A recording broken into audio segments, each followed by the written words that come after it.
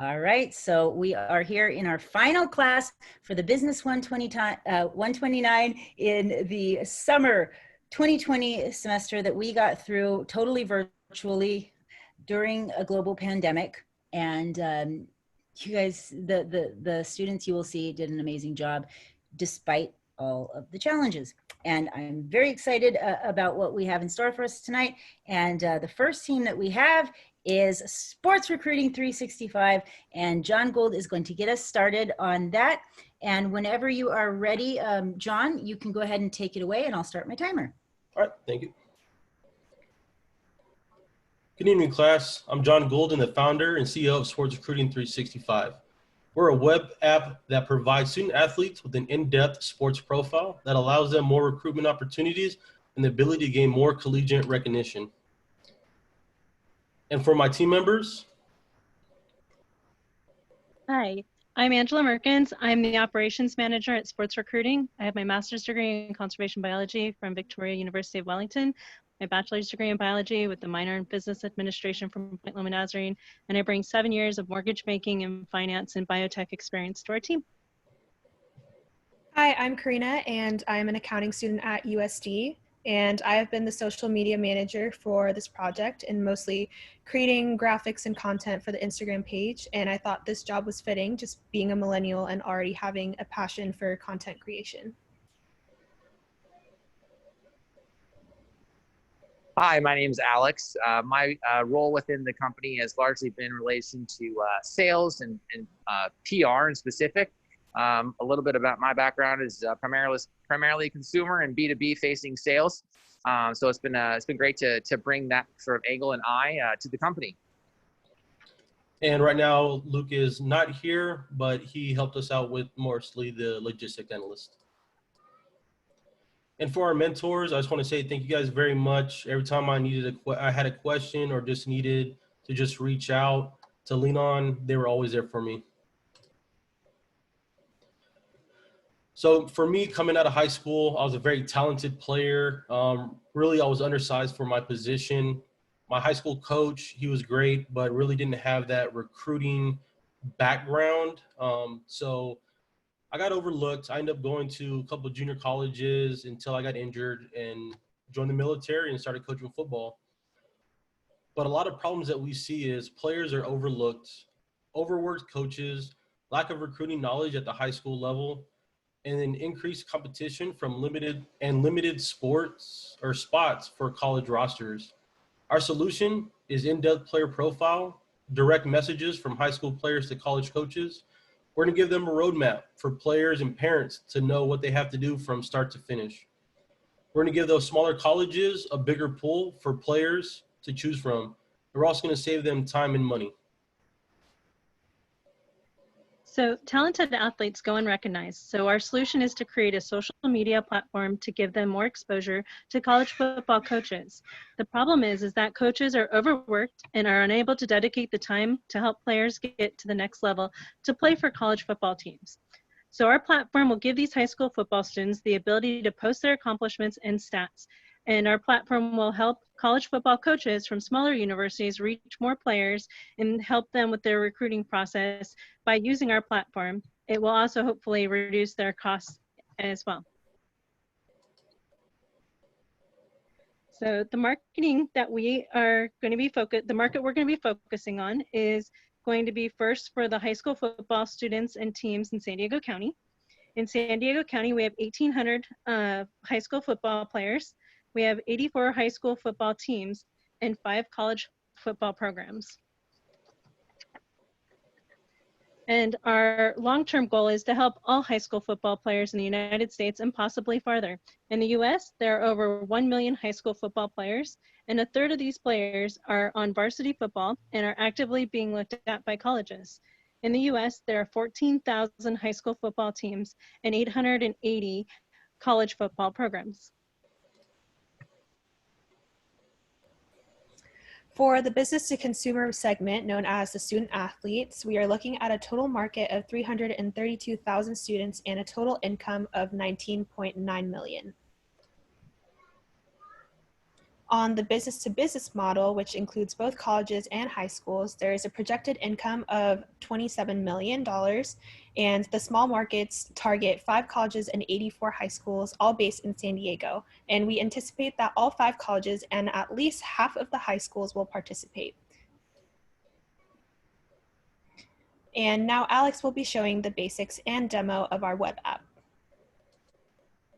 Thanks so much. So in the first slide here, we have sort of the fundamentals and standards for each individual player's unique profile.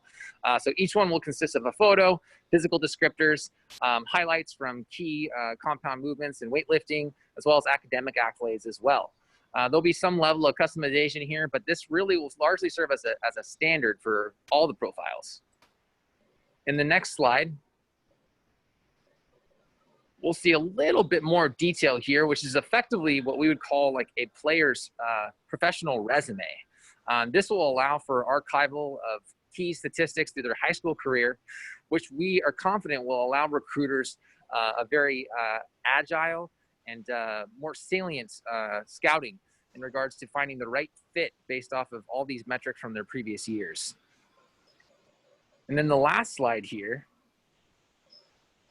this will allow for a level of customization by allowing each player to upload unique videos pertaining to their respective sports career. This will allow for things like weightlifting, highlight reels, plays, and anything that they'd like to include and customize. I'd also like to highlight that we are currently working with coders now to ensure a modern, sleek, and friendly, easy to use user interface for the application as well. Thanks so much.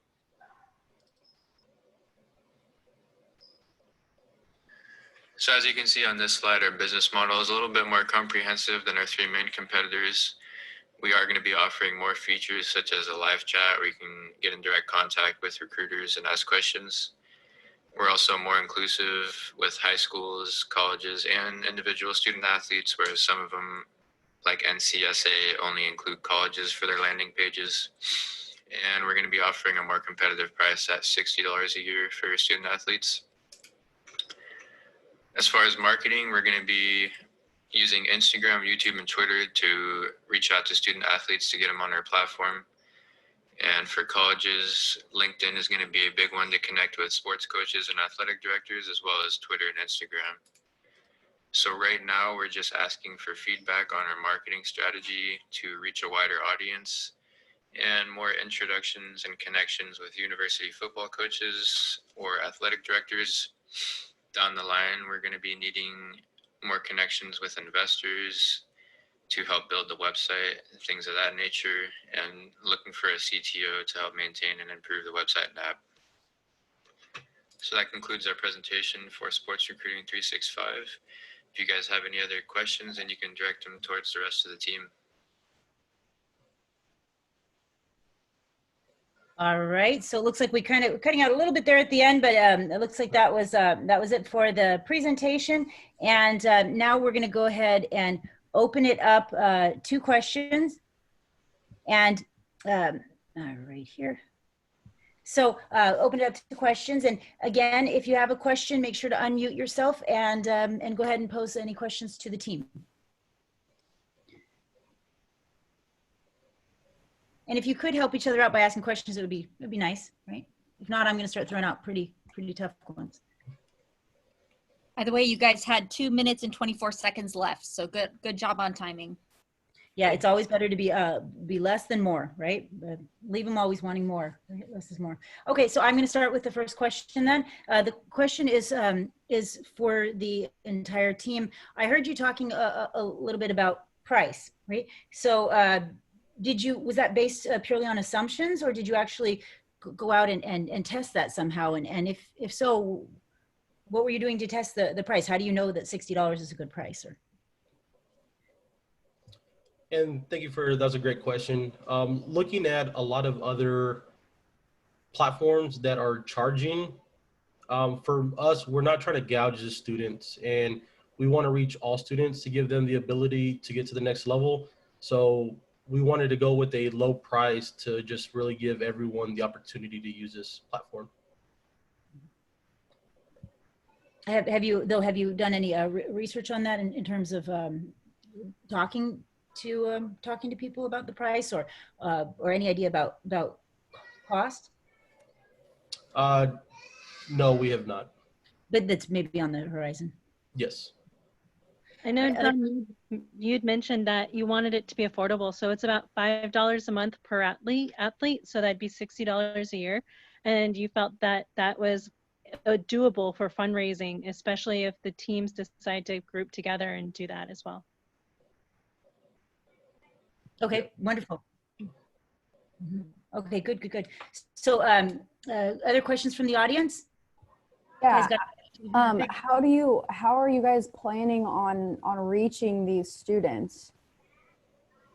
That's going to be mostly through the high schools that I will try to get the high school coach on board, and they will have the main profile, and they're going to be able to branch out to the student athletes. It's going to be almost equivalent to the platform Huddle. Cool. How are you different than Huddle? All Huddle does is you're able to upload videos. And that's really just for the coaches to upload their videos and playbooks, and that is it. You can't do anything else. So it's more for the coaches than it is for the athletes? Yes. So why would people want to join as a team? I mean, it's not like everyone from this high school is going to get recruited. What's the incentive there? Or is it just like buy X amount of memberships and get some free or something? So how the platform is really going to be broken out is the high school will actually have the main profile. So they'll be the administrator. And then, so we're either going to be charging $1,500 to the high school, and they're able to give as many profiles to their players as they want. So they can charge them the $5 or give them the $60 to pay for it. And this is how they use Huddle for all the high school sports right now. And so can I make a recommendation, if you wouldn't mind? I first of all, great job. I am as always impressed by you guys. I'm impressed by the students. Excellent work. I think that there's real potential here. I think that there's there's a huge market. I would recommend just avoiding talking too much about what the cost is going to be right now, because you don't know if it's going to cost you more or less. Maybe you could get away with selling this for a fraction of what Huddle does and still make a ton of money, and then you could really take a more of a penetration strategy rather than the strategy that they took. So I'd hold off on discussing those kinds of things right now in your pitches, until you have a chance to really kind of tease that out. But just excellent work. Thank you. This is Paige, and I don't have a lot of knowledge in this field, but I wanted to say I was very impressed, and I think it's a fantastic idea. Thank you. Thanks, Paige. Yeah, I agree. Good job. Yeah. Excellent. I just want to give a big shout out to my team. They really helped me throughout the last 8 weeks of just really getting the information, picking up some of the slack that I couldn't get. So I just want to say thank you guys. Yeah, that's awesome.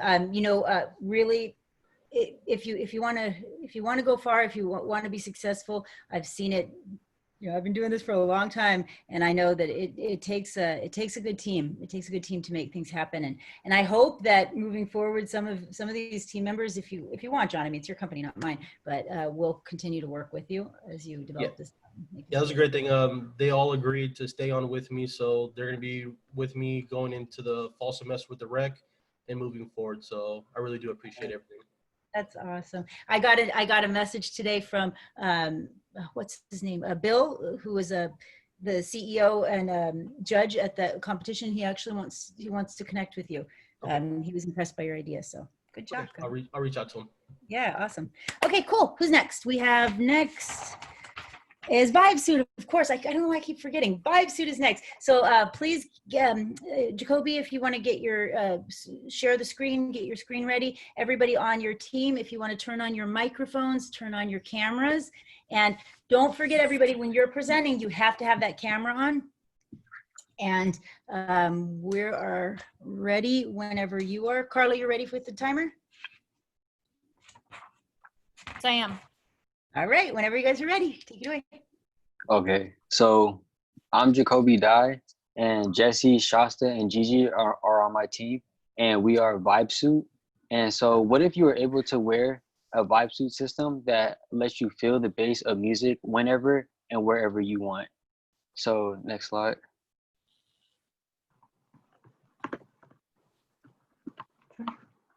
So what exactly is Vibe Suit? So Vibe Suit is an adhesive, sleek padding device that stimulates bass vibrations to the user's body while being in sync to a Bluetooth device, such as AirPods. This is the keeps the team members. For knowledge is Jacoby. He is a founder, deciding factor, and inventor. For education and experience, Shasta. She is office manager and legal. For personality, Jesse. He is in charge of marketing, human resources, and financing. For skills, it's me, Gigi. I'm the social media director and hands-on designer. I'm in charge of marketing as well. Okay, so the problem that comes with listening to music today is that, so for one way to listen to music is through earphones. So earphones give you crisp, clean audio, but the problem with this is that you don't feel any bass. And also people listen to music through speakers. So speakers give you that nice bass feeling, but the audio isn't as clear and crisp. And also when it comes to people who have hearing problems, they don't have any type of simple and convenient device that allows them to experience music for daily use. And so the solution that VibeSuit offers is that VibeSuit combines the aspects of earphones, which is a crisp, clean audio, and it also gives you the experience of bass vibrations combined into one, creating a new enhanced sensory experience.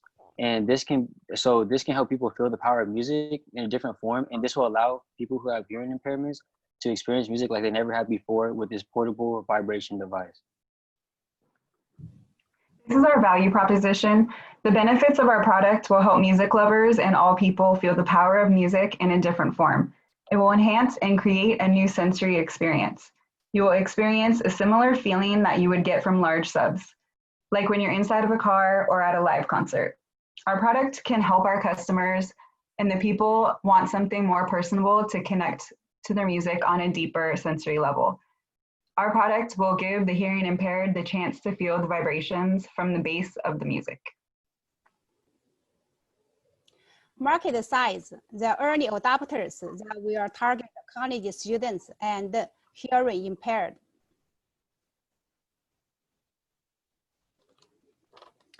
The VibeSuit targets an estimated amount of 166,000 college students who are headphone users and music lovers in San Diego County. The VibeSuit is also a big target for hearing impaired people. There are an estimated 550,000 people out of the 3.33 million that are deaf in San Diego County. This is our prototype. This isn't actually our exact prototype, but it's somewhat how we envisioned the product with this technology that we have readily available. This is a device that allows you to feel bass vibrations from the music playing through Bluetooth. It's planning on being thick, flexible, adhesive type padding, and we're hoping to have 5 levels of vibration power. All right, as for our competition, this is a new type of technology, so this isn't exactly who we think our direct competition would be, but these are just some examples. Our first one is going to be BUSE. They're going to be the top 2 pictures. They have what is either a vest or like a wearable strap, and then they use oscillating frame actuators that delivers a haptic experience. And then the second competition would be Neo Sensory Buzz. They're actually a wrist wearable technology is the middle picture. They pick up sounds, not just music, and they deliver those vibrations so you can feel them. And then our third one is the Not Impossible. It's another wearable vest on the bottom right-hand side. They're calling their technology a vibrotextile technology built into the vest itself, delivering sounds onto the skin. And The fourth one is the Tesla suit. It's a full body worn suit. They use it with AR, VR technology, delivers biometrics and also haptic technology that you can feel, but that's via their software. And then we have Vibebeat, which are the headphone looking things on the right side. And this was actually created specifically for the hearing impaired so they can feel vibrations through music or sound. But with our product, we plan to take like these technologies and put them into a sleeker, more comfortable and conveniently worn device and offer it fully wireless and also works with any Bluetooth music device. All right, next slide. And then for marketing, it's going to be college students between the ages of 18 and 24. As Gigi stated before, students who use AirPods or wireless headphones. And they would be students who also attend music events on and off campus and love music.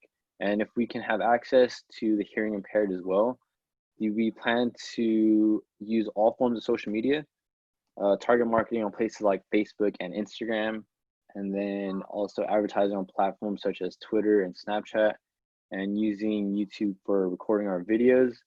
And we also plan to create an e-commerce store, an online store to sell our products. Next slide. All right, and we would like to ask the audience, or tell the audience what we're looking for. We're looking for engineers for prototyping and product design.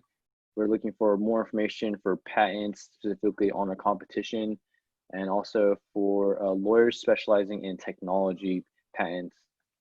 All right, thank you. And does anybody have any questions or feedback for us? This is Paige, and I do have a question. Is this wireless or does it hook into your phone? Do you have any ideas yet? So basically, I do want it to be wireless, like all Bluetooth, but also I do want, I would like to set up something to where it does connect to earphones too, like wire earphones as well. So maybe like it's compatible with both. So that's the idea. But it's like, the technology is, we have to have it, we need a prototype first to really see how everything works, but that's what I kind of envision for it. So I have a question for you all.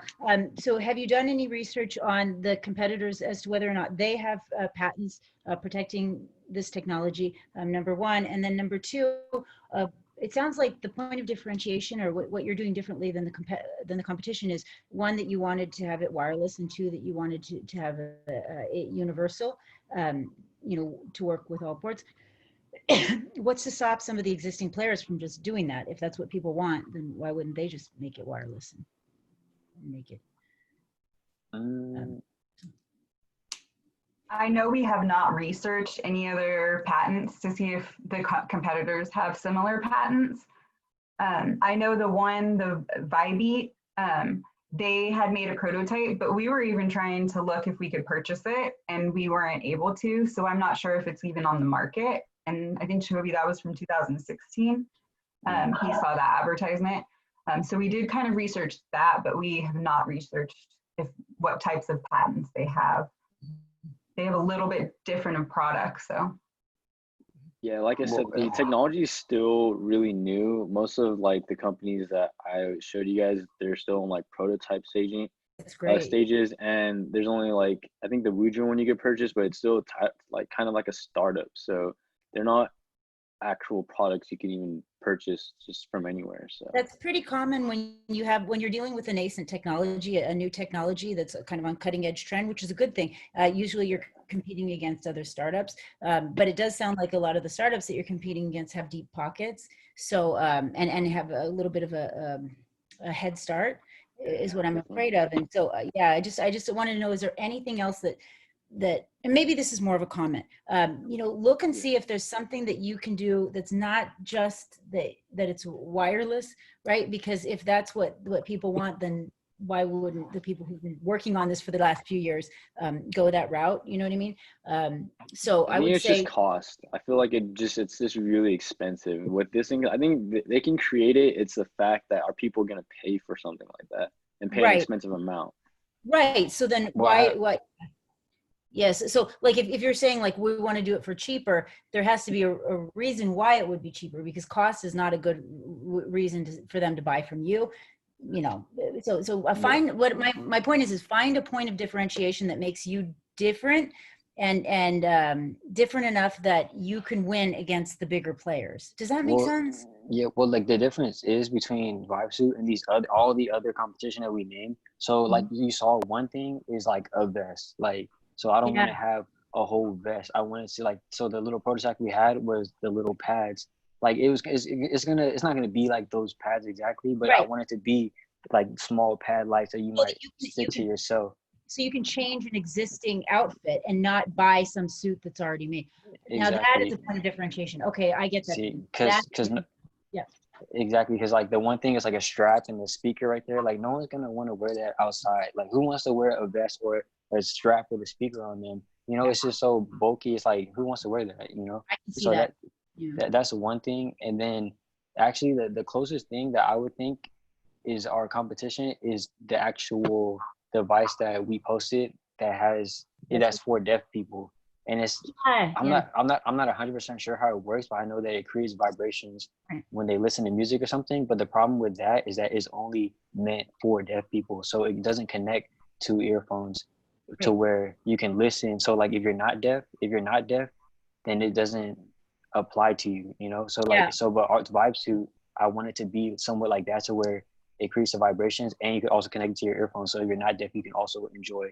I like the same that. thing. I like that. I would say focus your efforts on looking at them and then taking that, because remember, one of the best ways to get into entrepreneurship or to get an idea to market is to take it to a new market. So something that's working for one market and bring it to another. I think that might be your place to go. And then also just I should not give feedback until later, but always say we, not I, on whenever you're doing business. So, you know, like Jacoby, that makes it sound bigger and more important. Oh, okay, sorry. Cool. All right, good job. Excellent. Oh, I'm sorry. Other questions? I have a quick question. Yeah. Sorry. Okay. Yeah. No. So just kind of my background. My mom has a pacemaker, and that is implanted battery generator that sends electrical pulses to her heart, and she has to be really careful with electromagnetic fields because it could literally turn off the battery. So just as you guys are coming through your design phase, a lot of people who do wear hearing aids and hearing aid devices possibly could have cardiac issues in the older populations. That might be something you need to keep in mind in the development. And also, this kind of reminds me of a wearable medical device in a way, that something you might be able to get for people who are hearing impaired, because I've had my stepbrother and my stepsister are hearing impaired, and this would be amazing. My stepbrother would be all over this. So, okay, thank you. I'll definitely consider that. Thank you.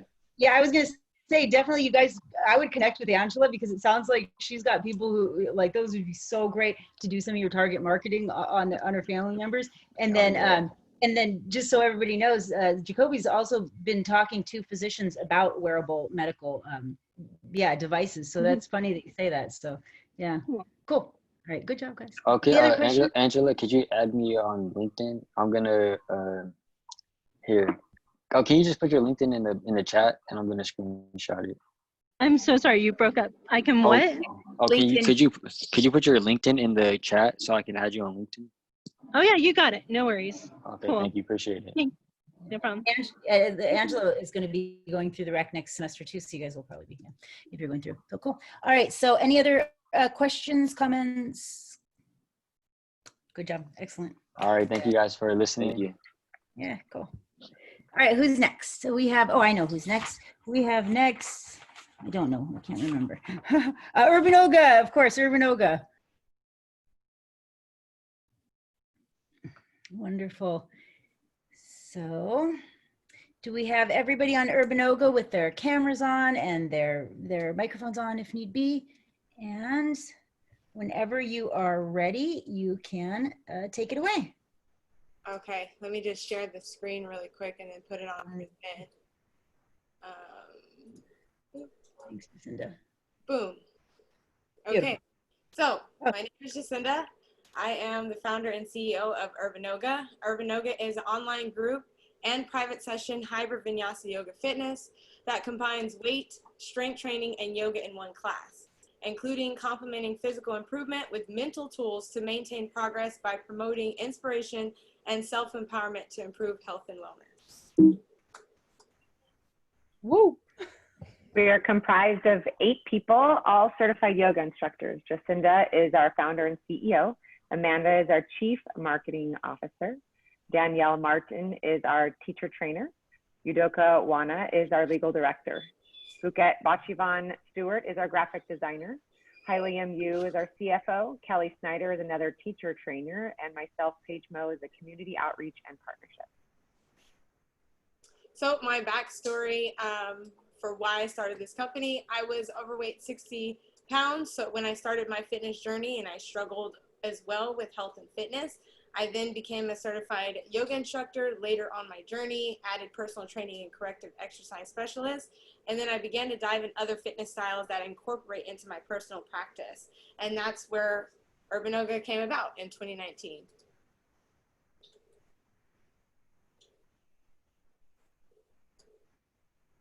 Oh, that's you, Amanda. Okay, sorry. I thought I was. The problem that we're noticing is that a lot of really busy working professionals or folks with families at home just have a really hard time accessing the gym, whether it's multiple gym memberships to try different formats of fitness, or just not having time to add the drive there and back, or the fact that all studios are closed right now. We really wanted to solve this problem. And the other issue we all see as instructors and constant yoga students is that there's a real lack of diversity and inclusion in existing studios. Next slide. So our solution to this problem is to offer a fully virtual experience that offers students not only Vinyasa yoga, which is the traditional format that we're all used to practicing, but also other styles of fitness like HIIT, cardio. There's even a restorative sort of stretching class as well. We offer really affordable and flexible pricing. And we also offer one-on-one scheduling. That's for the folks who maybe don't feel comfortable in a class setting, or even video playback for people that maybe can't make our virtual class schedule. They can practice on their own time. The other thing that is really important to us, of course, Jacinda is our owner, and we just think this solves the problem of encouraging folks to support female Black-owned businesses, encouraging more diversity and inclusion on the mat. So we are in a very unique time with COVID and people working from home more than they normally would. I mean, right now, people are in front of the computer all day. They are, because of that, they're like slouched, their posture's off, they have weakened muscle from all the sitting. We do much more multitasking now between working at our desk and also, if we're a parent, rearing a child while at home. Less socializing, which means a lot of emotional self-soothing that's been going on, higher stress, decreased mental health, and new eating habits from grazing and being in your house all day. And so I think everyone is really in a time and a place to really look at their life and their lifestyle and how they can make better changes for their lives.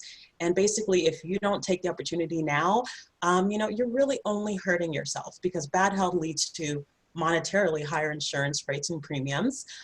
You're more susceptible to disease. And if that kicks in, you're missing events, you know, weddings and all the graduations, all the cool things, because you're unhealthy to get there. And so people are really realizing that good health is key and nothing else matters. And so right now, people are really finding ways to get healthy and get active while staying connected to home. So now's a perfect time for Urban Yoga.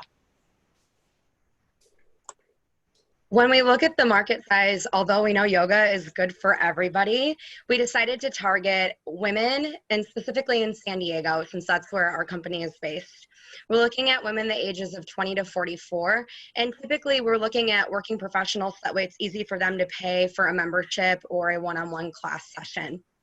We're looking at least a single income over $35,000 per year. And then of course, when we're talking about our business, we definitely want people who support Black-owned businesses and they have cultural awareness in Black community. When we look at another demographic, it's wanting to lose weight and their interest in fitness. So hopefully eventually we'll get a monthly membership or a set number of classes, so that way it can be deducted automatically on a credit card. So how Urban Yoga works, you go to urbanyoga.com and you can choose your level of intensity as well as scale your classes to maybe if you wanted to start as a beginner or go straight to intermediate and advanced. Then you have the option to pick a plan, whether it be private session or group session, to drop in. And then as a member, members only, rather than drop in, they can also see the playbacks if you do miss a class. So you have that unlimited option as well. You'll always get a custom Zoom link right to you. Members can go online, set profiles, and talk with one another. So that's a good connection, especially being at home and online. Yes, many other facilities also provide yoga classes, like the local yoga studios such as Core Power Yoga, local gyms such as Crunch Fitness. However, we are different and better than others. First, we provide personalized programs based on clients' needs, either private or small group sessions. And we also provide online or possibly offline classes. In addition, we also provide both yoga and gym experience. Excuse me? Okay. I cannot see. We might have lost our PowerPoint there. If we could get that PowerPoint back up again. I believe it is. Push pause on the. I am back. Sorry about that. We have multiple things connected to this computer at the same time. That's okay. All right, go ahead. Back on. Okay, I'm still in the competition. One back, Jacinda. Yeah. Other way. Oh, move back, yeah.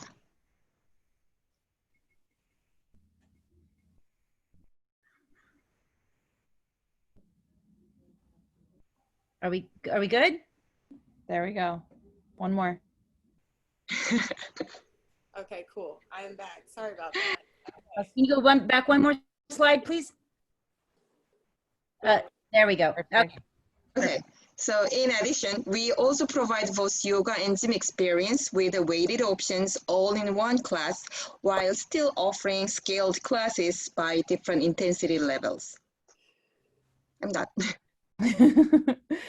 Beautiful. So because we have a specific market that we're trying to advertise to, or we're trying to build community out of, we think that because of the age range is what it is, everyone's pretty savvy with technology. So social media will definitely be a place that we use a lot of advertising. Now, rather than just being about our classes, we want to make sure there's inspirational quotes that have company colors so that people can start to realize this is much more than like moving your body or having a fitness program. This is really about community. It's about making sure we're all inclusive, and really most importantly about making sure the way that you practice in your home can be used in your life in other ways, not just when you're working out. Obviously, we will be marketing that it is a Black female-owned company because that is so important to what we are out to do. The website will be updated and user-friendly as well as interactive so that we can build community. Again, different boards that people can comment on, places where we can connect with each other. We also plan to market in Facebook groups and college boards so that college students can join. We think that that would be an awesome place for people to start their journey if they're not already on it. Partnerships with local fitness-based and healthy lifestyle brands and companies would be an amazing way to market, as well as using an affiliate program, specials, things to get more people interactive and involved in the community, because our main purpose here is to really grow something not just for self, but for everyone. As you just heard, Urbanoga is very excited to bring this unique yoga venture to the market. We are ready. Research. We have done our research. The market is there. Experience. We are all trained yoga instructors with successful business experience. Act. Our business plan is unique, and we are ready to act now. Diversity. We are a diverse team of women in life experience and background to reach everyone. You. Your health and wellness is our obsession, and yoga is our passion. We are here for you. Thank you. Urbanoga is ready for your questions. Excellent, excellent. Good job, everyone. Apologies about the, everybody. First time screen error. This is a family computer. Finished exactly on time, so that was perfect. So a lot of stuff is hooked up to this computer. So I think I was a little slightly interrupted. Your son actually was getting in there doing that? Oh no, okay. So yeah, I was wondering what was happening. I was like, why is she? No, it happens. Don't even worry about it. Don't even worry about it. Just stay, you roll with it. I had to finish though. I had to finish for sure. So you just roll with it. Not a big deal. So questions from the audience. Questions from the audience. I have a question. This is Melissa. I was just wondering, for the competition, you showed 3 physical studios. I'm just wondering why that would be your competition, because wouldn't the Nike app or other online studios, which I'm sure there's a multitude of, wouldn't that be more your competition?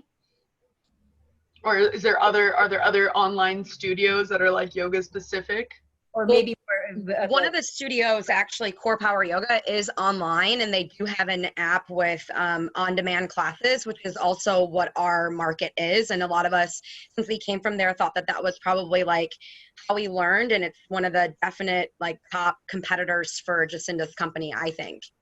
And as well as the private studios are also doing online classes right now. Pretty much all the yoga studios are, because there is no way to be open right now legally, pretty much all studios are finding, if not an everyday class, at least a once a week class, even very small boutique places. And I want to add to that is that this is something that was a pivot for the company because of the pandemic. Originally, I offered, one-on-one privates, and online group fitness wasn't even a thing. In fact, it was actually doing pop-ups and actually having set scheduled classes for people to book in. So this is literally a flip, and it will also, we had included it, but I want to mention that in the future, that's the plan, is to have indoor and outdoor activities as things start to readjust. So I would, if you don't mind, I'd like to just maybe make a comment to that. I would be very, be open.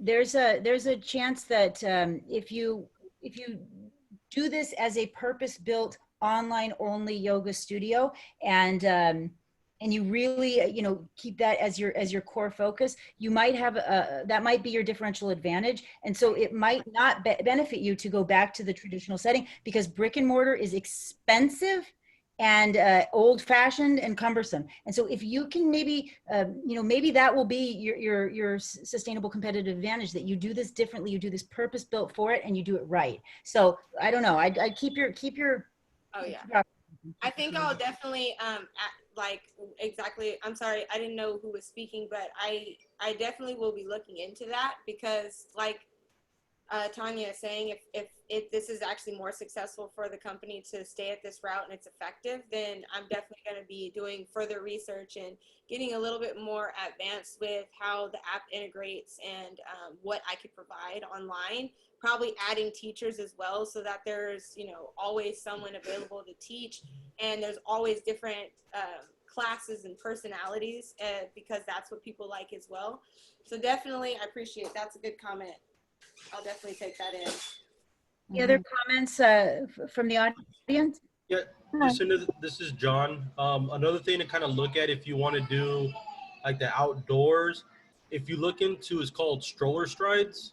I know they also they do a couple different parks.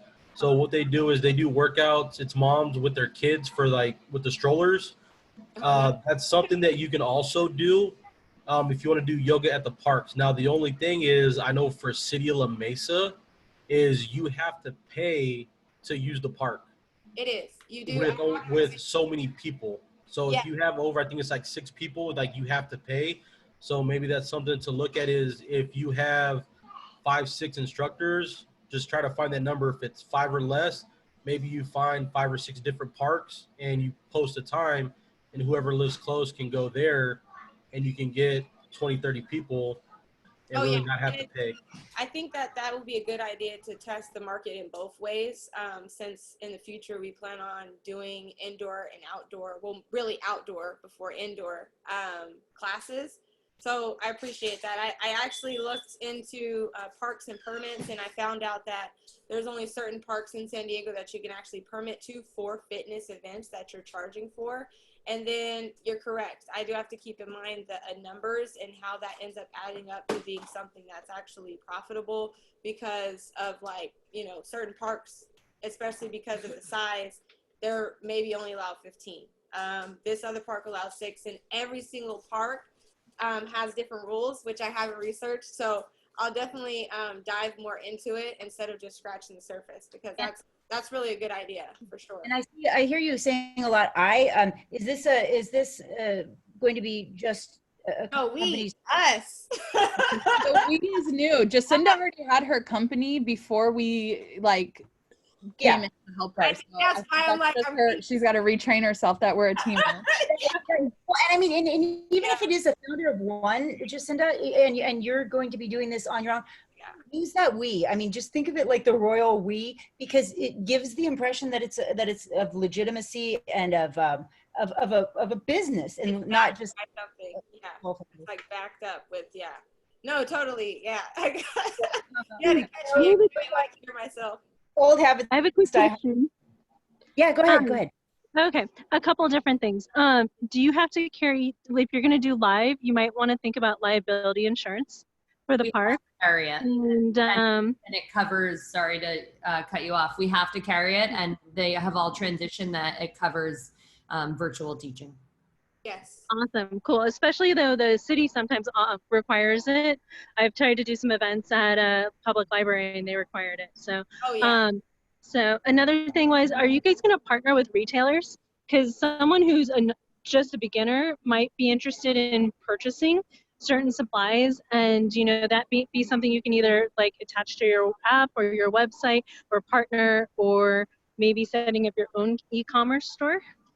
Yeah, part of our marketing plan is to connect with like-minded entrepreneurs, because again, it's about the yoga, yes, it's about the fitness, but most of all, it's about building community of very diverse people all coming together to build body and mind. So like, I think it is a part of the plan to have partnerships with like, maybe clothing line. I didn't think about that. I was thinking more like food and drinks, like, you know, pH water or whatever, but that's an awesome idea to add, because building community obviously involves supporting everyone's company. So I think that's a good idea. And maybe like an intro like video before they actually meet one-on-one with someone, like, hey, this is what the type of mats we use, you know, if you guys use rollers or special shoes or non-slips, you know, whatever, you know, so that they feel like they've done their homework and maybe be more at ease.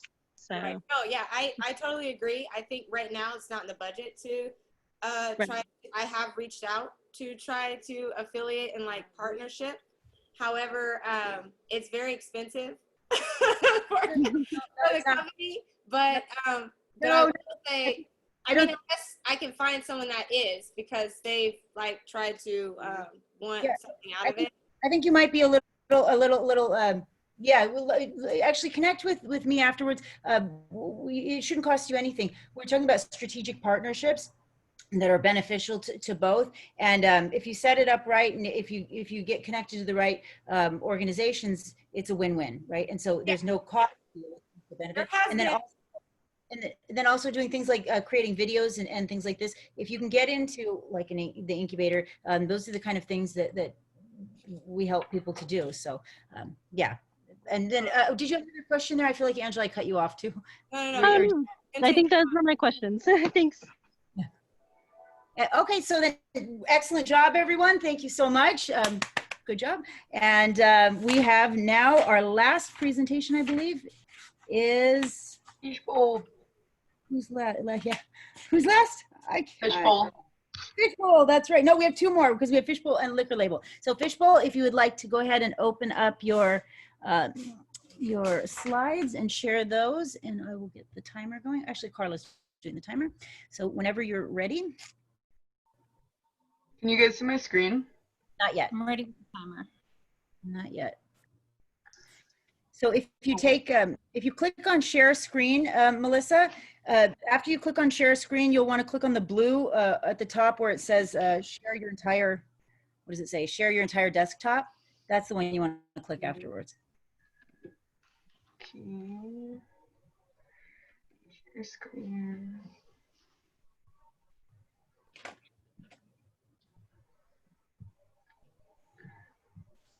All right, looks like you're, that did it. Wonderful. Okay. All right, so whenever you're ready, we'll start the timer. Abby, you there? Yep, let's go. Okay, let's do this. Hi guys. We are Fishbowl Co-working Space. My name is Melissa and my colleague here. And I'm Abby. And we are presenting a unique co-working space. Fishbowl is more than just a standard co-working space. It's a place where you can get gains at the gym, a cappuccino at the cafe, or get into your workflow in the Fishbowl. Okay, so a little bit about our team. Since it is just two of us, Melissa is the CEO and I am the CFO in this case. But like, since there's only two of us, we do share like many other titles, sales, marketing, directing, and all that. So a little bit about us. So I am in college right now. I'm a student at Cal Poly. I also have a keen interest in stock market and trends and everything, which helps us with our operation right now. And I have experience working in different businesses and internships and all that. And just like personality wise, like I would like to say I'm friendly and personable a bit. And my interest in the stock market and helps with the financials and statistics, which is helpful for any business. So a little bit about Melissa. She has been working in business and does have a business degree as well, which helps run this company. She does have a lot of experience in project management and many sort of operations. A key factor for this is that she's very organized and empathetic, which helps us with our very out of the box strategies and innovative ideas. So the problem that we want to address here is really just the issue of efficiency. I think it's something that we all experience. We've all been this black Jeep here that's thinking like, oh, let me just pop in real quick. And we're already running a little late. So logistics is a huge time suck. You know, I'm not sure exactly what the stat is, but we spend a good portion of our lives in our car. We lose a lot of time, and then also people maybe don't have space really to meet or gather or get work done. You know, outside of the house, or maybe just not a good space in their house, or you know, no office really to go to. Okay, so as Melissa stated the problems, we do have a couple of solutions for these. One of our biggest things is that this is a centralized idea, which means that it's a one-stop shop type idea. Instead of going all across like town or city for one place for coffee, one place for your gym and all that, you can get all your gym, working out, and a place to work all in one location. And one of the biggest things for anyone, and especially me, since being an engineering major and everything, it's very easy and accessible. Simple and accessible in this case. It can be accessed by anyone of any age, like simple young adults like me, or to the elderly, 70s, 80 years old. And it's very easy. You just go there and just look for whatever you want, start working out, and start working as well. And a key point of this is it is a dedicated working space for people who want to get multiple things done, or just have like something time constraint, and then they can get it done in this area for hours and hours on end. So we think the reason why this is a really timely idea, or you know, roll out in early 2021, is the move towards working remotely, and really the need for work-life balance. Time efficiency is a real issue for everyone.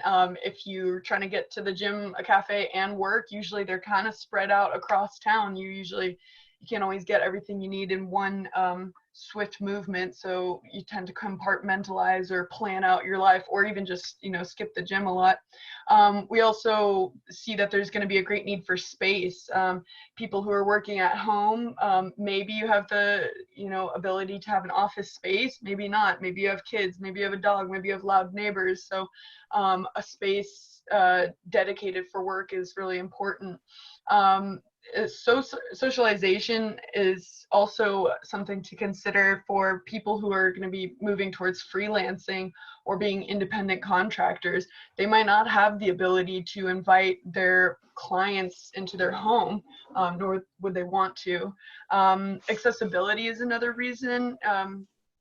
Some people think if you're living in an urban area and you don't have a car, you only have you're Ubering or taking a bus, you don't, getting to the gym and a cafe and a working space all by Uber is not very doable. This is really a dedicated place for, with nice ambiance. It's quiet. It's, everyone's there to get stuff done and be in a state of flow working. And then also, as Urbanoga mentioned, health is incredibly important right now. This really removes any excuse to not make it to the gym because it's literally 10 steps away.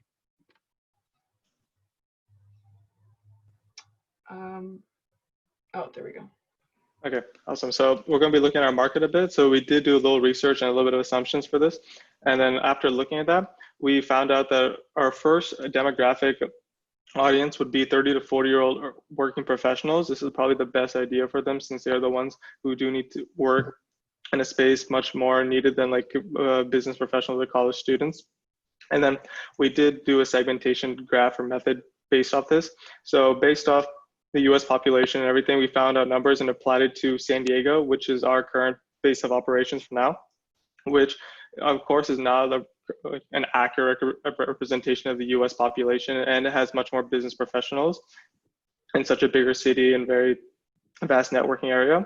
But as we can see that at least 30 to 40-year-olds business professionals are at least 25,000 demographic people, which we can reach out to. That number does dwindle down a bit as we get into psychographic, where people need a working space, like for out-of-staters, people who are traveling, or people who have to accomplish much more things in a short amount of time, which they will be using the space much more. And then also purchase behavior as well. It won't be that expensive comparatively for these types of people, since they are working professionals. They do have extra cash to spend, which also allows further amenities such as cafe and fitness, and of course, private study. Some examples of technology, of course, fast Wi-Fi would be, number one. And then great gym equipment would also be really important. But we would really like to employ the use of biometrics, maybe through the form of a finger scan. This way you could easily come and go as you please. If you wanted to, do hourly, or if you're a membership, it could be pretty straightforward. We wouldn't have to have a check-in desk or anything. So that would be a huge cost savings in terms of employee costs. And then also for any sort of additional purchases or enrollment into classes, you could just, again, use a quick scan of your finger and, add on a, nice healthy green goddess bowl, or, enroll into a spin class just through the use of some quick biometrics, and then, get some sort of a billing at the end of month.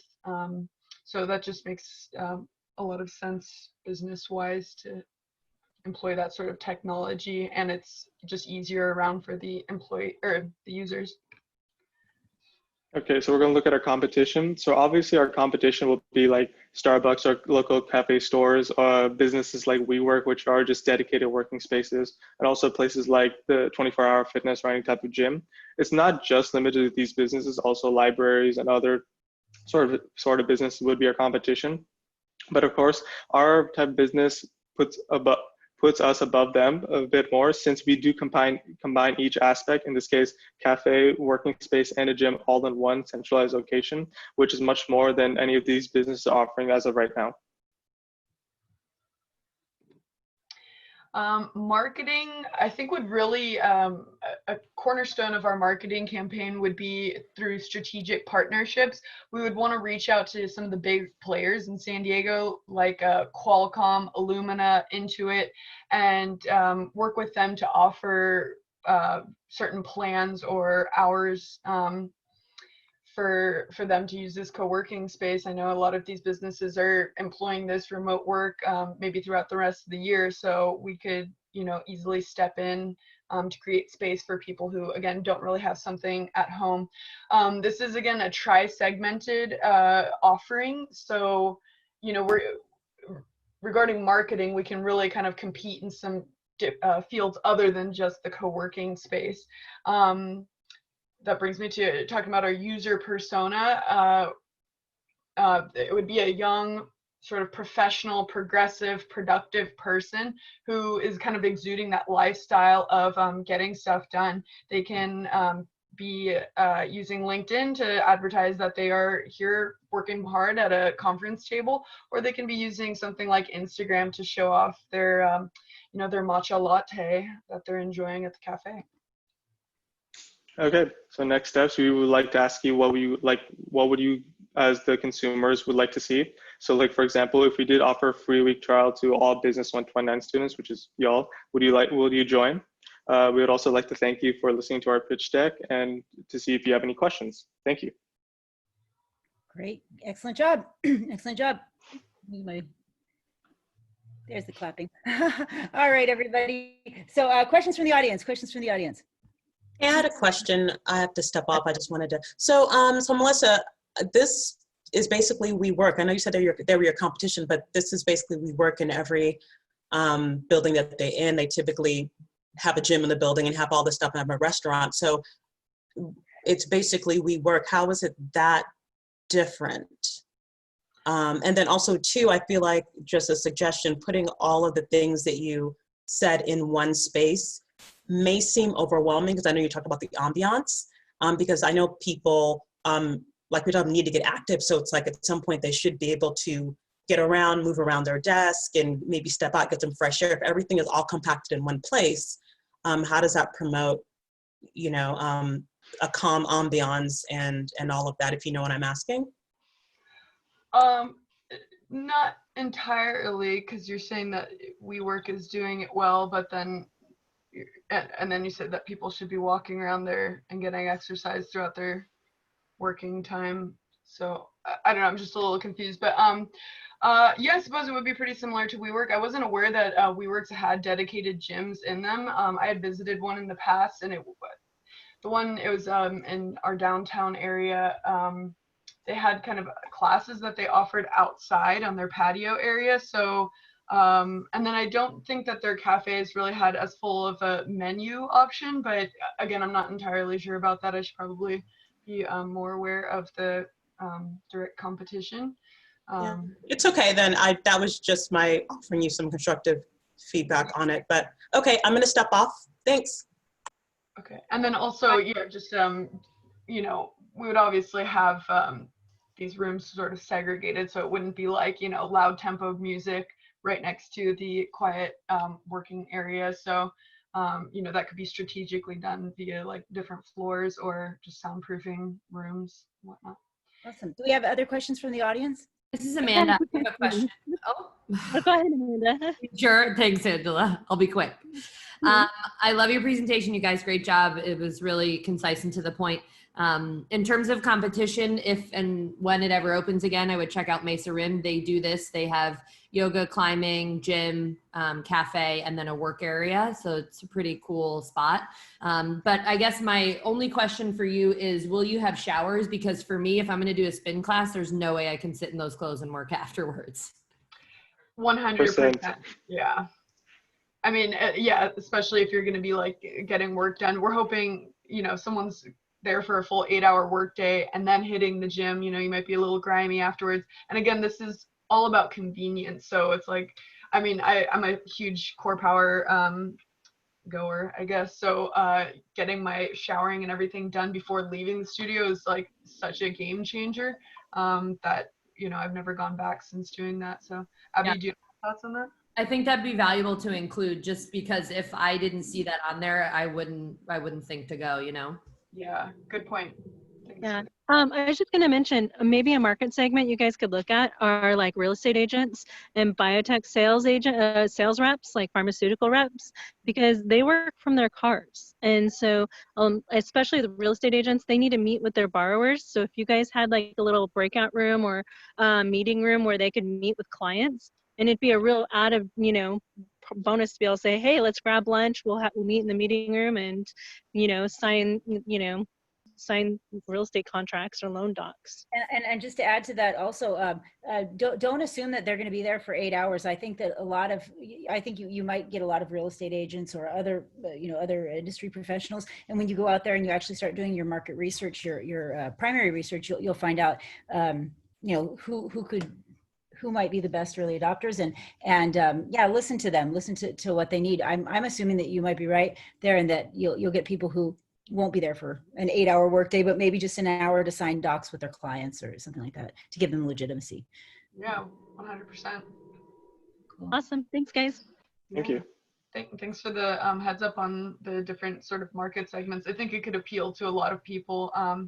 Even just gym goers who are like, I have to respond to a few emails, or I'm looking for work right now and I want to just grab a coffee. And, so there's I think a really diverse opportunity, but I do like the idea of, making the hygiene aspect known. And then also too, I want to address that, like, if this is, at the outset, we are aware of COVID, that would be like maybe some level of segmentation or differentiation from WeWork, is that we could, build things out with that in mind. So maybe, keep, a higher capacity, but like build, plexiglass or acrylic blockades between people. So. All right. Well, good job. Thank you very much. Excellent work. We have one team remaining, and that is the liquor label team. And Sophie, do you have your slides ready to go? I do. There we go. Let me screen share. All right. So whenever you, so we're. 1 second. I'm gonna get ready. Can you guys see my screen? Yeah, we can see your screen. We can. Okay, beautiful. Give me 1 second here. There we go. 1 sec. Let me figure this out real quick. I'm trying to like minimize our faces. I don't know how to do that. Okay, so yeah, you don't need to worry about that. That'll happen on our end. So yeah. Okay, gotcha. Okay, so can we start? Yes. Beautiful. My name's Sophia Shamatoff. And my name is Saikari, and we'll be presenting Liquor Label as our pitch deck. So as you guys can see, the name is Liquor Labels for now, fictitious business name, and we are the two founders. And essentially what Liquor Labels is that it helps the average gift of a bottle of liquor become a memorable keepsake and an experience, with not just that name and phrase customization, but also by allowing individuals to, customize those bottles of liquor with customized, personally uploaded images. So the team consists of 2 members. What Sophia brings to the table is she created the idea of Liquor Label. She brings her experience in entrepreneur, and she has an experience in social media and SEO marketing. And what I bring to the table is my skilled approach to market research. I'm great with PowerPoint presentations. I have excellent organizational skills, and I'm great with event coordination. And due to the fact that we only consist of 2 members, we believe that we can get more done by working on all aspects of the company together. Yeah, absolutely.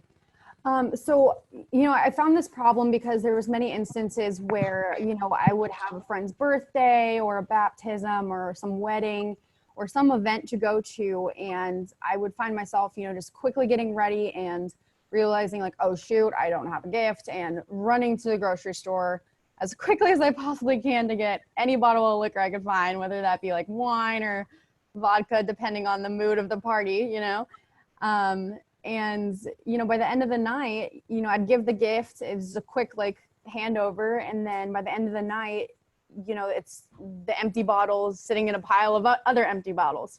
So it was just very impersonable and not memorable. It wasn't an experience. It was more like a courtesy to, bring a bottle of wine if you're going to someone's house. So yeah, I think the problem is that it's just not personal and it's not meaningful whatsoever. So with the problem being discussed in detail, the solution would be Liquor Labels. And Liquor Labels is a solution because it offers a platform where the customers can customize a liquor bottle of their choice with a name, brand, and customized picture. This allows for the individual purchasing the gift to feel like they are buying a personalized gift, and for the individual receiving a gift to feel like they received a gift that was well thought of and can be kept as a keepsake. Exactly.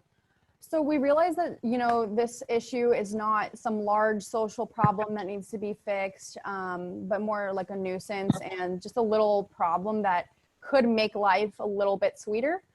And so we believe that it's important to customers who are buying these gifts because it'll make it more meaningful. And because of that, for the people receiving the gifts, they feel more special and they feel like it's an actual experience. And they feel like there was some thought put behind the gift rather than, you know, someone just going to a grocery store and quickly buying anything they could find off the shelf. The market of our company was on college and graduate students in the United States with an income of more than $35,000 and between the ages of 19 and 34 who like to purchase personalized gifts and would buy a gift a few times a year for special occasions. Once all the data was analyzed, it left us with a market size of about 1.5 million. Pretty good market size. So we decided to make a sort of demo to show what essentially the process would be like for a customer, you know, actually using our platform and then receiving the product. So, you know, first and foremost, we're going to have a website and we're going to have that coded and programmed. And from there, you know, the customers will go online and the first step for them would be to, you know, figure out which liquor bottle they want to gift to someone or themselves or whatever. You know, that could be anything, wine, whiskey, vodka, et cetera, et cetera. So we're going to have to, you know, like mass order that wholesale prices. And then from that point, they're going to have to choose the border and frame or sort of like the decoration that would frame all the personal images as well as the phrases and name. And so then they, you know, insert the phrase and name. And then they could upload those personal images, whether that be like 1 to 3 of them. Obviously, it can't be too many because that would cover like the entire bottle. And I think what's going to be really sick about our platform is that, you know, it's going to be programmed so that the user can, you know, click and drag words, phrases, and those images to kind of get a sound idea of what the finished product is going to look like when it arrives to them. And with that said, after they've figured that all out, there's going to have to be an age and identity verification. And what that would entail is that, you know, we're making sure that the customers are over the age of 21 because, you know, US, you have to be over the age of 21 to get liquor. So from that point, after age and identity verification is completed, we're going to end up having to partner with some sort of payment processing system. I'm leaning towards Stripe personally. PayPal is also a good one. And then they'll complete their checkout and get their package shipped to them. And that every bottle that is ordered will come with a custom liquor box. So it's protected and also looks crisp and neat when it comes in the mail. And then package will arrive.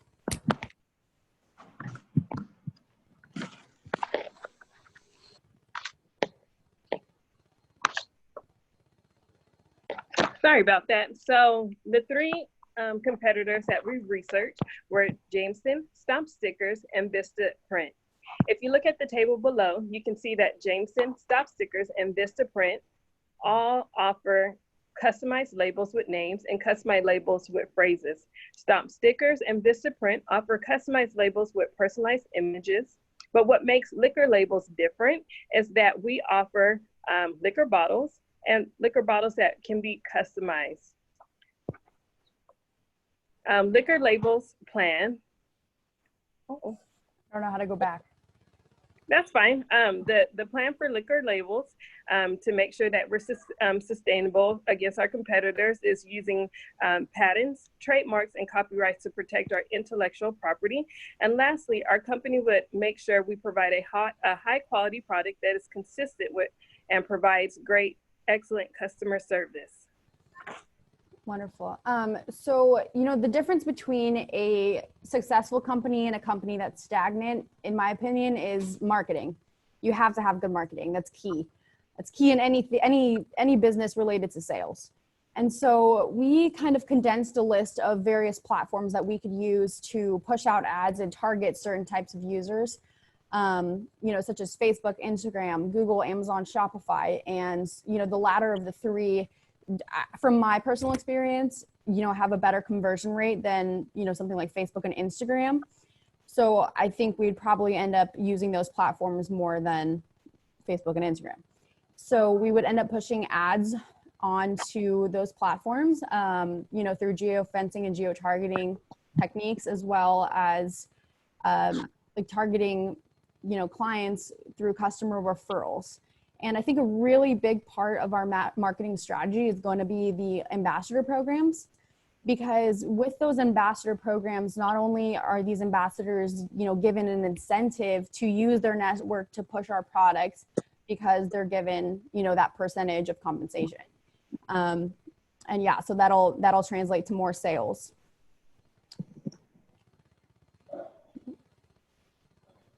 So we would like to thank the audience for listening to our pitch deck. We do have a few questions we would like to ask the audience. The first question is, what ideas do you all have that would help our company appeal to a larger crowd? How would you suggest we maximize SEO possibilities given an internet search for the product using keywords such as liquor and labels is challenging to refine? And lastly, what makes you interested about potentially buying or purchasing the product, and for what particular occasion and why? Feel free to ask questions. So thanks. So I would definitely say thank you. Good job. Let me give a little clap there. I would say, a lot of these can be incorporated into your into the next steps of the process moving forward. And I just have a couple of comments just to let you know. Just moving forward, you want to avoid the sort of I think, or I feel, or my personal opinion, and you'll really want to focus on your idea and what the conversion rate is for your early adopters. That's why we find those early adopters. One of the things we do is we test them. So if you were to move forward with this, you won't just go based on your assumptions about the different marketing platforms. You'll actually test them out and see, what the conversion rate is for each of for each of the platforms, and there may be some we didn't think of. So yeah, that's just something to put out there, and then I'll open it back to the audience.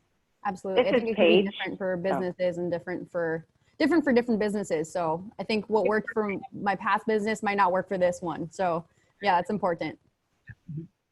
This is Paige. I just had a comment because I have been a fan of this idea from when you first presented it. I think it's fantastic. Thank you.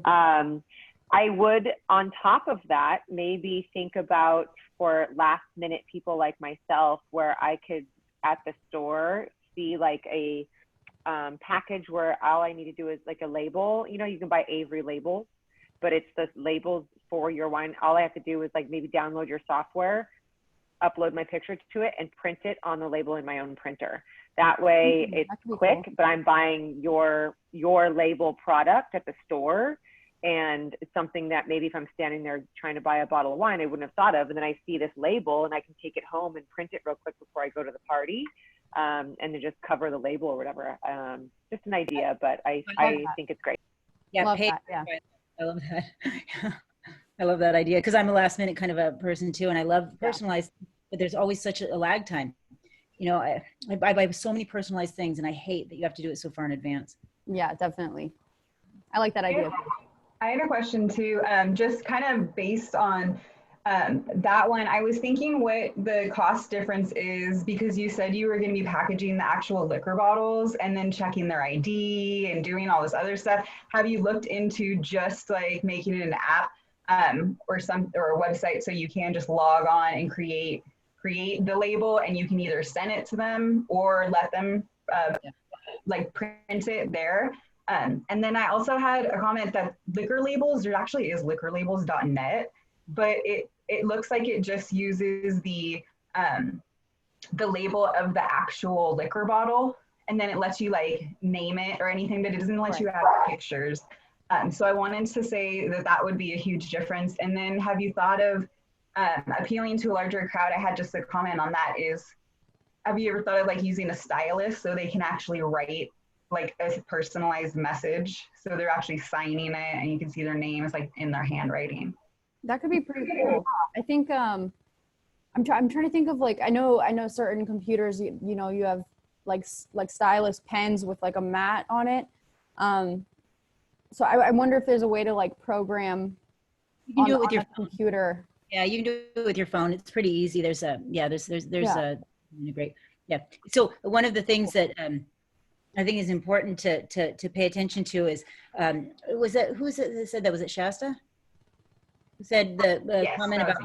Okay. Yeah, I would highly recommend.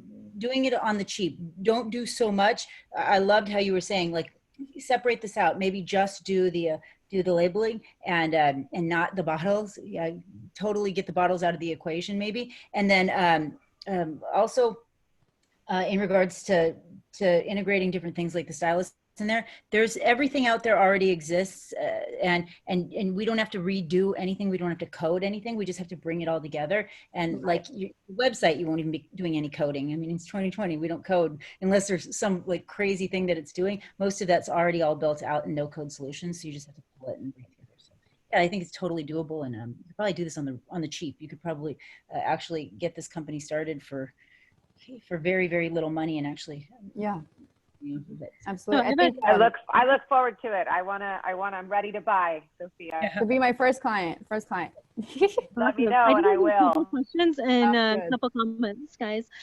Just to let you know, Stripe is awesome as an e-commerce. My cousin's using it with his website that I helped him with. He really likes it, so that'd be cool. Also, if you guys are distributing bottles of alcohol, you guys might need to look into an ABC license for, alcohol, tobacco, and firearms, because you're kind of distributing alcohol. Yeah, that's why I agree with you. That's why I was thinking they just need to get away from the alcohol entirely and just stick to stick to the labels. I mean, that's a great idea. And that takes the liability off you guys too, because there's the regulatory agencies have specific requirements as to the alcohol labels have to show the % of alcohol in them. And so if you're covering up the labels, then you guys would have to find a way to provide that information to the consumer with the bottles, whether you're copying the labels and putting it in the box that you ship it to, but it just makes things exponentially more complicated. And then certain states don't allow you to ship alcohol to their state. So just the labels even. Yeah, just ship the labels. Yeah, exactly. Or so have them if they're printing their own labels, then that just releases all liability there, because they're printing it themselves. And or like Sophia was saying, they could essentially also print the labels. You could either have a do-it-yourself version or I mean, these are kind of I think the main point is just all of us, I think, would agree that getting away from the alcohol bottles themselves would probably be a really good idea. Yeah, definitely. Very cool. I know there's markup in selling alcohol, and that's great and all, but I mean, the level of complexity, especially starting out, would be really high in the startup cost and the liability and the legal. So right. Anyway, those are my comments. Thanks, guys. Thank you. So any other comments for the liquor label team? Yes. Hey, Sophie, this is John. Yeah, just kind of to piggyback off the rest of them is, to get that liquor license, you're looking at a minimum of $1 million. And then some counties only offer so many liquor licenses as well. So you have to be careful with those bottles. And then with the labels, I would look into is what's the legal standpoint if you cover somebody else's label? Like, can they get you for fraud? As like if you want to put like John's liquor and I put that on like a Patron bottle, like will I get in trouble for that? And that's another reason why maybe they should not be putting the labels on things themselves, but just selling labels. I agree. Yeah, no, definitely. Great. Thank you guys for the input. Yeah, because I know working as a bartender is if a label is like scratched off, like we can get in trouble for that because you have to have the label, the alcohol percentage. So I would just really kind of do a little bit more research into that, and you can probably actually hit up maybe like a bar owner, because they have to know that information. Absolutely. Okay, very cool. Thank you. All right. Thank you, everyone. That was excellent. Great job, everybody. All of the teams, you guys did just such an amazing job. Excellent. Wonderful, wonderful, wonderful. So that's great. Let me go ahead and I'm going to share my screen now with you. And I wanted to just talk a little bit about what's left, and what's left is not a whole heck of a lot, right? We're pretty much done with the class. The beautiful thing about having a class like this is you don't have a final, right? This was your final, and I was you did a great job. There was a lot of research out there that you've done, and just know that if you want to move forward with these ideas, and I think a lot of the ideas do have a lot of potential, there's definitely some there's something to be said for what we've done. You've gotten the ball rolling. You've started the process. You are well on your way, but there's so much more to be done, and I'd be happy to help if any of you have any questions, or you would like to know what kind of comes next. That said, if you'd like, there are also more classes that you can take in entrepreneurship in the fall. I'm teaching 155, which goes a little bit deeper into actually managing a business that once you actually launch that business. And then 157 is a class that looks like somehow I got to be teaching both of them, which I'm excited about. Normally I don't get to do that. And that's a class that we do, write a business plan. Now, business plans are used mostly for existing businesses also, but they're very useful for getting loans and for getting grants and things like this. So we write a traditional business plan, and then we also look at some of the alternatives to a traditional plan, like a business model canvas, things like this. So those are the two classes that you could sign up for right away. They're available. They're starting on August 17th. Now, I've had a lot of questions in the comments and people sending me messages about the Rec Innovation Lab. So the Rec Innovation Lab, if you want to apply for that, we don't have a lot of spots available. I'd say the maximum I'm going to be able to take on maybe 5 more teams, and we already have about 40 applicants this semester. So we are on Thursday making the decision with the mentors and advisors about who to admit in. So please make sure, if you have not yet done so, to get your application in tonight would be, I would say, probably the latest that you could get it done. Maybe by tomorrow morning. I would, yeah. So if you want to give it a shot and if you still want to apply, just maybe reach out to me and let me know, and I will. Yeah, if you need more time, just let me know. So that said, if you don't get in this semester in the rec with your business idea, there are other ways to still get into the rec. So you can start with one of the existing teams that are in there, or you could come in as an intern. We have the spot open for 20 interns this semester again. So those 20 intern spots, you can work on, you get to basically work with the startups, and you work at the rec, and it's a good way to kind of get your feet wet, get your foot in the door, and to learn the process of actually working in a startup environment.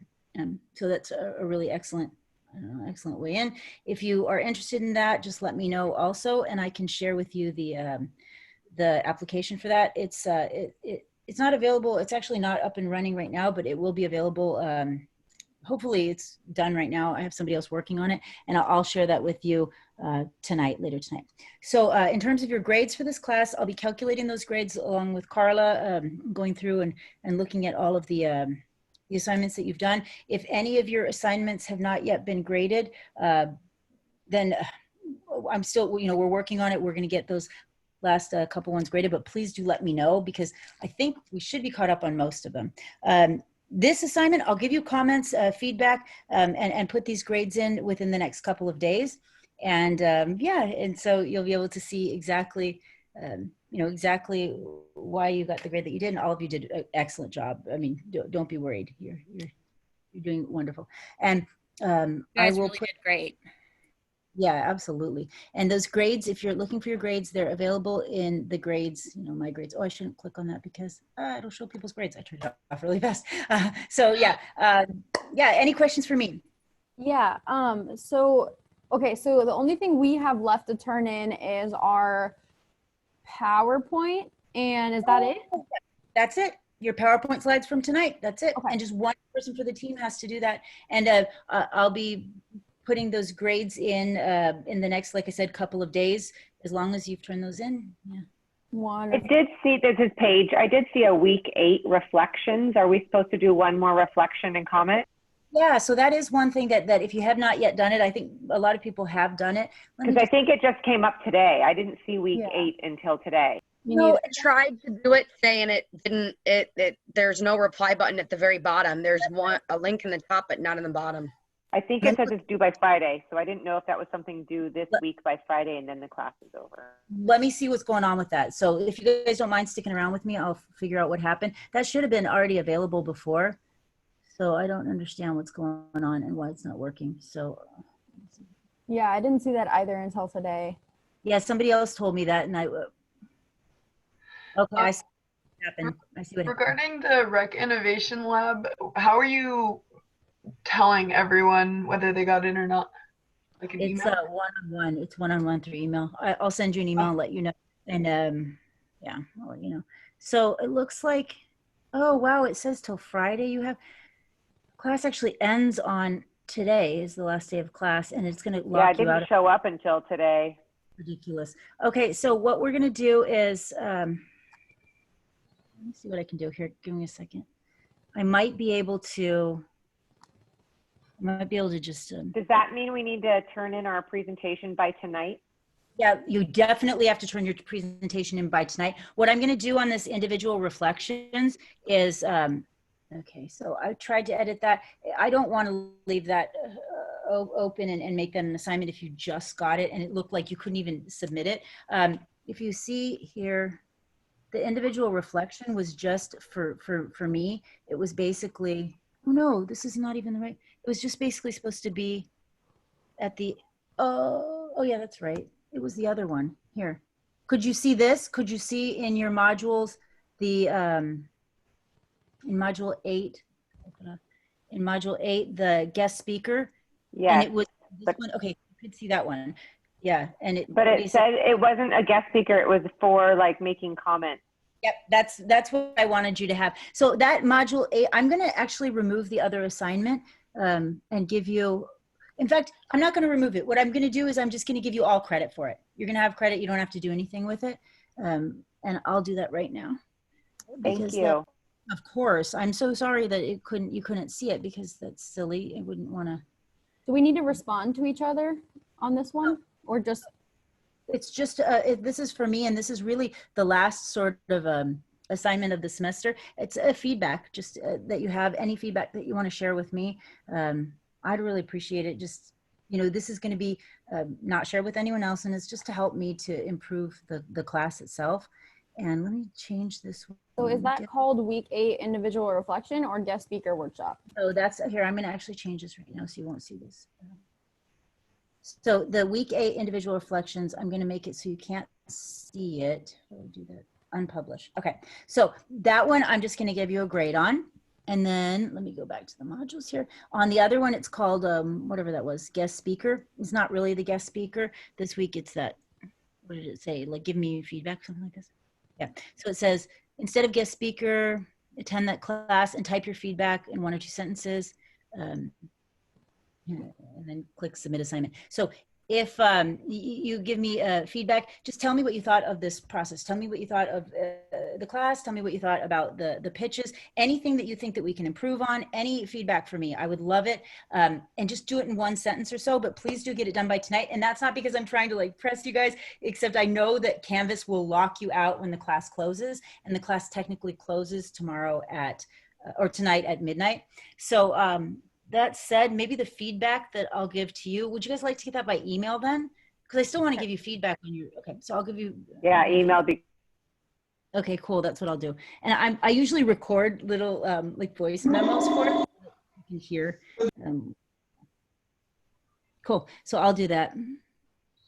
Questions, comments, concerns? Thank you for letting me know about that page. I have a question. Of course. Thank Yes. Okay, so once the class is ended, which is today, can we not access the videos that you posted in the Canvas? But is there a way I can view it? Yes, you can always access any of the videos that I have. I keep on the YouTube channel.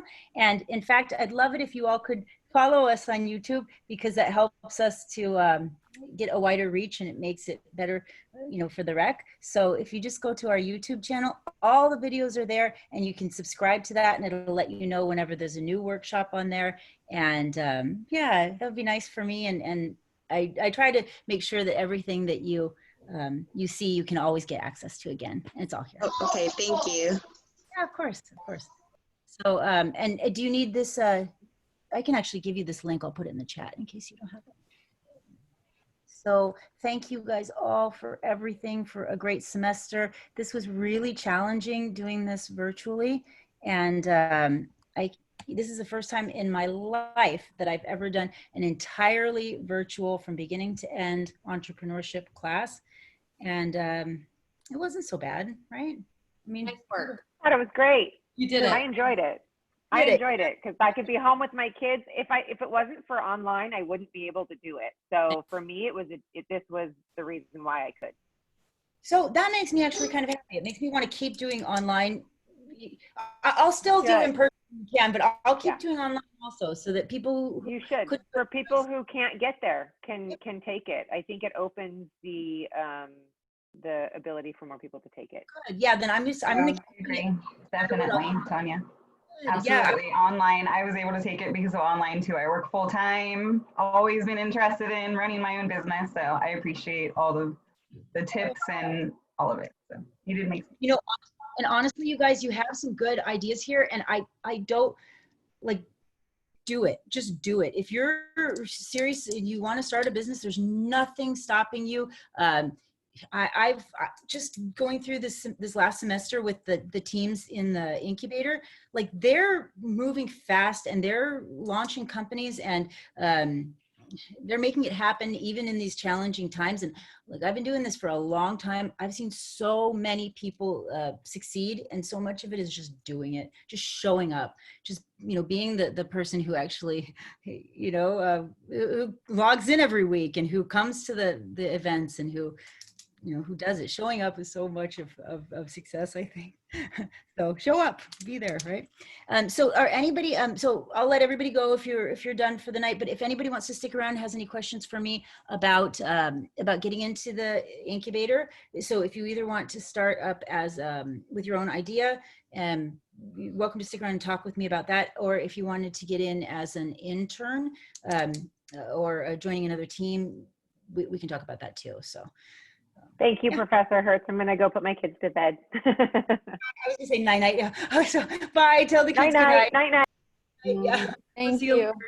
Bye, everyone. Great presentations, everyone. Thank you. Guys, thanks, Abby. Thank you. Great job. Anybody have a question? Tanya, I just had one question. What was the class that you're offering that has the business plan? That one that you said with the loans and the grants, that kind. Which one? 157. It's BUSE 157, and that one. Okay.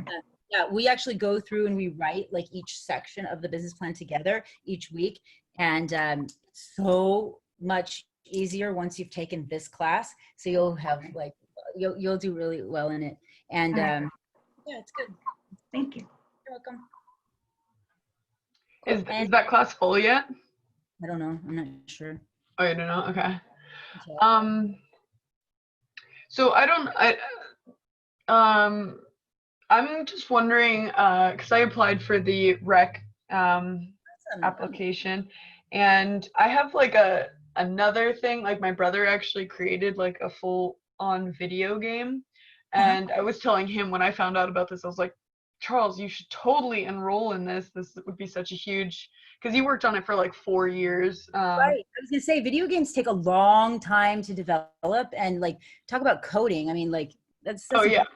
Yeah, he made all the music for it. He coded it. He did all like the digital renderings and all this like 3D modeling and stuff. It was really a huge undertaking that took 4 years, like almost full-time working as an indie game developer. But he's not like a business person, so he, you know, got it over the finish line. But then he like, you know, his marketing consisted of like releasing this week on Instagram. That was like all he really pushed out. So yeah, we can help him. We can help him. Even if he doesn't get into the rec this time around, I can still help him, you know, I can help him to do a lot better than that. But I would recommend that he does apply, especially if he already has a product. We can definitely, we can work with that. We can help him. Just let me know what his name is. Did he say he wanted to apply or no? He was feeling pretty burnt out after the whole thing, actually. So he's like, I'm gonna take a break from it, but he's like, knock yourself out if you want to do it. So I was just kind of wondering, like, if I don't get in for under my app idea, if I could pitch that one. I don't know if I should just send you a separate email. I know you're not like big into emails, right? Yeah, do both, Melissa. So if you have so you've pitched your idea into the incubator on that application, do another application with the video game. So, but I mean, he's willing to let you kind of take the reins on it. And yeah, that's cool. You know, as entrepreneurs, sometimes that's what we do. We take other people's like things that other people like created and don't know what to do with, we turn them into businesses. So yeah, I wanted to like offer, I mean, well, I really want to do my own thing. So I don't know if I like have 2 applications and both get in, then I'm like, oh, sorry, actually, this spot is available, or what, but. Well, you know, you can definitely, apply. You'll increase your chances of getting in if you apply with both, I would say. So, okay. You know what I mean? And then, you know, you could go through the process of starting this company with, you know, if you're not passionate about it though, maybe you shouldn't do it, because, you know, like that's the only thing I would say is it would kind of stink if you did get in with this and then you're like, great, now I've got to go spend my life working on somebody's video game, right? No, I would be super passionate about it. I just like, you know, would only go with one over the other. And I just don't want to like, I don't know. But yeah, all right. I'll look at applying for that tonight. Or I would think about it carefully though, because I mean, seriously, if you don't want to work on it how much, you might not want to do it. But I was going to say also, I'm going to wait until tomorrow morning, I think, to review everything. So if you guys just want to submit the applications by like 10 o'clock tomorrow, that's fine. I'm not going to look at it tonight. I'm tired and I have 2 more meetings still. So yeah. Okay. Cool. Thank you so much. I really appreciate it. You're a great teacher, and I appreciate everything you've done for us. So yeah, I can't wait to, I really hope that you get in so that we can, you know, keep working on things. Me too. Me too. Awesome. All right. Talk to you later. Bye, Melissa. Bye. So yeah. So did anybody else have any questions? I see that we have a couple people still here. Angela and John. Angela, are you joining John's company? Yeah, I was going to ask you about that. So is it Entrepreneur 270? You're going to get in 270, and I will send you, I'll send you an ad code for the class as soon as it's available. And then, yeah, so you can just sign up and you'll be signing up like with John. Yeah. So it'll either be under mine or under Suganya's. And yeah, so John probably knows the process too, but yeah, one of the 2 of us will have, depending on, you know, who has space in that 270 is, we'll give you the ad code for it. And it's 3 units and it starts on the 17th, and you'll just be basically working towards towards the launch. So yeah, you'll get to do everything in the startup world. It'll be fun. There's 3 course numbers, I believe, for that. And so are all 3 classes like working together, like with the meetings and the guest speakers and everything, or are they different? Say that again. I'm not sure what you mean. Oh, okay. When I looked in the course catalog, there were 3 course numbers and 3 different professors. You were one of them. I'm wondering, you know, if I get one from someone else, is it going to be basically the same requirements? I'll tell you, I'm running the program right now very, very like as a startup. And so we didn't actually have a class established for it. There wasn't I wanted to get it started before we had a class. So I'm using this 270 as sort of a catch-all. And so I just started one under me, and then I ran out of space for me. So then I had Suganya as another person. And so it's exactly the same. It doesn't matter what you're in. It's just, yeah. But the third one with Alex is actually what the class is supposed to be, which is work study. So, Oh, okay, yeah. cool. I'm just curious. Thank you. If you wanted to do like traditional work study, go with Alex. Everything else, just me or Suganya, it's the same. So, and you can't do it until you get the ad code from me anyways. And so, yeah. Right. No, and I mean, I'm going to be working with John, so it's best to be with you guys. Well, thank you so much. You're welcome. Thanks. Any other questions? Tanya, that's what I was going to ask is, do I need everyone on my team to sign up?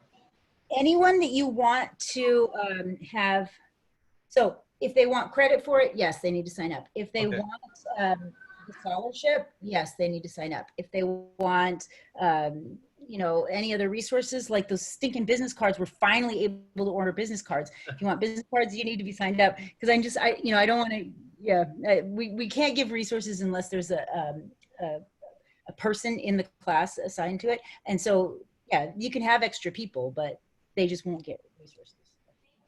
Okay, yeah, I just want to make sure like it was filling up spots. So it'd be 5 of us on a team. I don't know if we were filling up 5 spots. That's okay. That's all right. I can keep adding spots, and I've got 9. Alex said any extras that he has, we can use those too. So we're gonna make it work. So yeah. Sounds That's good. the only way we supplemented too. Like I would much prefer you actually got the people to sign up if possible, because if not, I don't get any supplemented income. Like it's like it costs me money rather than. Okay, I'll send them a text and see if everybody can sign up. Yeah, and then let them know that I'll have the ad codes for and you can maybe I'll give them to you and you can distribute them, John. Okay. And then also I got word, so we got a coder. So he'll start on Friday, and then I got back with Mike got back with me. We're gonna talk on Friday as well to get that video rolling. Awesome. Yeah, he's just, you're gonna love him. He's great. And keep his contact information down the road, because you're gonna have to make commercials and different things all your life. Oh yes. And he does such a good job, and he is just he's got a heart of gold, and he's really helping everybody by he's doing me a solid at doing it at way discounted rates. So I love him. Sounds good. Yeah, awesome. Cool. All right, thank you, Tanya. Yes. Oh, and don't forget your press pitches are going out in a couple weeks too. So. What was that? Press pitches aren't going out until we talked about this, but they're going out like next week. Yeah. So the updated one I sent you, is that still too long? Yeah, it was really long, but I believe it was really long. Did you see the changes that I think I did some changes myself? We can look at it. We'll look at it later. I'll let you know if it still needs work, but it was pretty long, I remember. Yeah, we'll figure it out. Okay, I'll see if I get with Alex, see if we can kind of trim it down even more. Cool. Yeah, All that'd right, be thank awesome. you, Tanya. Yeah. All right, talk to you soon. Take care. Bye. Anybody else have any questions, comments, concerns? Everyone, have a good night. Kelly, anything that I can answer? Carla, anything I can answer? No, I'm just gonna keep on working on those syllabi. I know syllabi. Yeah, I know. The plural of syllabus is syllabi, but it sounds silly to say syllabi, but it's better than syllabuses. So, yeah. Cool. Syllabi by a baby. Talk to you later. Sorry. Okay, yeah, talk to you soon, Carla. Have a good night. Take care. Bye, everyone. Okay, cheers to you. Bye.